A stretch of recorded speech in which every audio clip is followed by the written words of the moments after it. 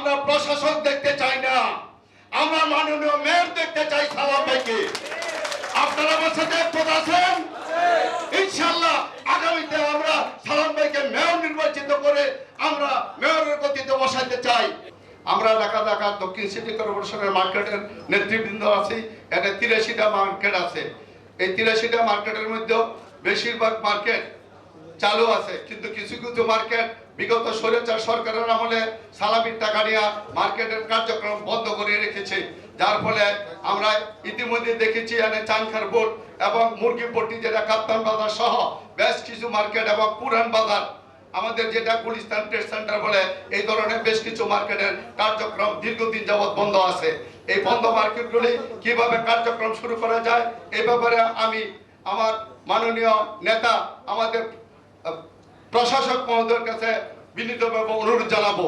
তাছাড়া আমাদের মার্কেটে যে সব সমস্যা আছে তোর মধ্যে অন্যতম বড় সমস্যা হলো মার্কেটের ভিতরে টয়লেট।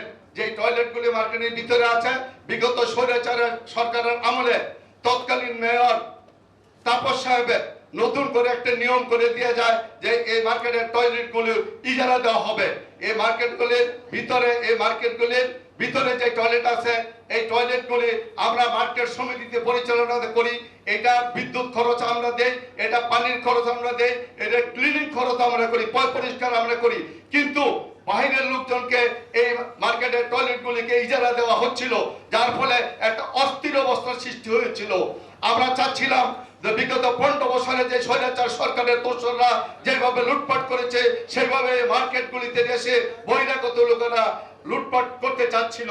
তাই আমরা এই অবস্থা থেকে পরিত্রাণের লক্ষ্যেও বারবার আমরা সিটি কর্পোরেশনের স্টেট অফিসে ধর্ণা দিয়েছি, প্রশাসকের কাছে ধর্ণা দিয়েছি, কিন্তু সরকারি অফিসাররা কিছু করতে পারে নাই। তখন আমরা বাধ্য হই আজকে আমরা মাননীয় প্রশাসক সালাম ভাইয়ের নিকট এই বিষয়টি উপস্থাপনা করলাম।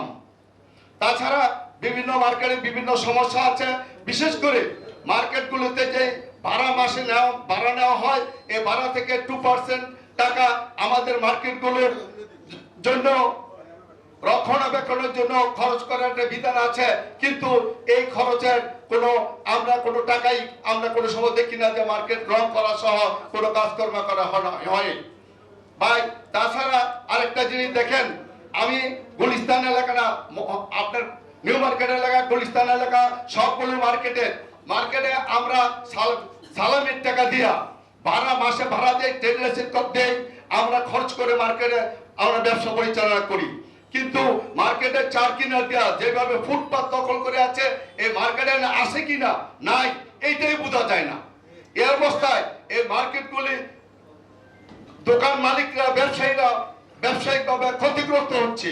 তাই আমার বিনীত অনুরোধ থাকবে এই ঈদের আগে হয়তো ভাই এটা সম্ভব না, আপনি আমাদের নেতা, আপনি আমাদের প্রশাসক, আপনি আমাদের অভিভাবক, কাজে ভবিষ্যতে যেন ঈদের পরে হলেও এই মার্কেটগুলি যাতে চার কিনার দিয়ে যেভাবে জবরদখল আছে এই জবরদখল থেকে মার্কেটগুলোকে আপনার রক্ষা করা আপনার প্রশাসক হিসাবে আপনার দায়িত্ব।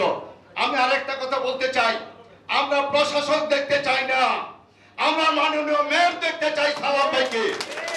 আপনারা আমার সাথে একমত আছেন?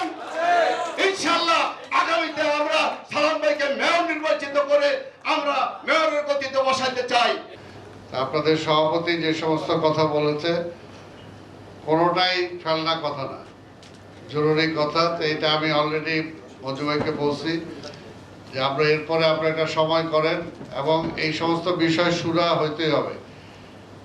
যে আজকে সারা ঢাকা শহর কি হকারদের মার্কেট থাকবে এটা ঠিক করতে হবে, সারা ঢাকা শহর কি সেইভাবে চলবে এটা ঠিক করতে হবে, তাই না? আবার আরেকটা আপনারা দোষ দেন, আবার আমরা তো শুনি যে দোকানের সামনে দোকান আপনারাও ভাড়া দেন।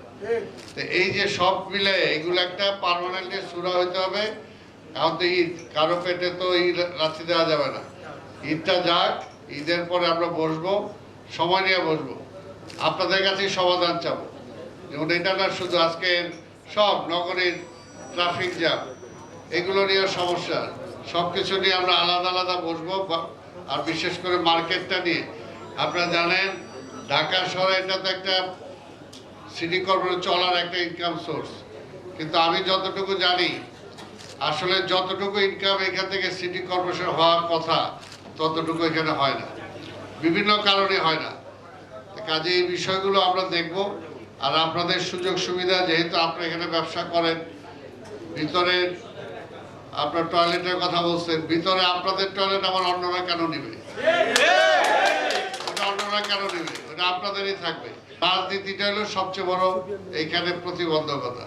ব্যবসা করবেন যে কেউ যে কোন দল করতে পারবে, কিন্তু ব্যবসা তো সবার, ওটা দরকার সবার জন্য। কাজে এগুলো নিয়ে পরবর্তীতে আলোচনা করব। আজকে আপনাদের কাছে আমি দোয়া চাই। আমার বাসেদ ভাই তো বলছে যে এটা আজকে এইখানে আমাদের নেতা মাননীয় প্রধানমন্ত্রী দেশনায়ক তারেক রহমান আমাকে এখানে প্রশাসক হিসাবে বসাইছে। তো এটা তো টেম্পোরারি। তা আপনাদের খেদমত করতে হলে তো মেয়র হইতে হবে, কি বলেন? আপনারা কি আছেন আমার সাথে? আপনারা যদি থাকেন ইনশাল্লাহ, তখন আমি চেষ্টা করবো। কারণ সুখ দুঃখে আপনারা আমরা দেখছেন, আমরা তো আজকে থেকে দেখেন না, 50 বছর আগের থেকে দেখতেছেন। কাজে আমি কেমন মানুষ সেটাও জানেন, আর আপনাদের সাথে কেমন কাজ করতে পারবো সেটাও বুঝেন।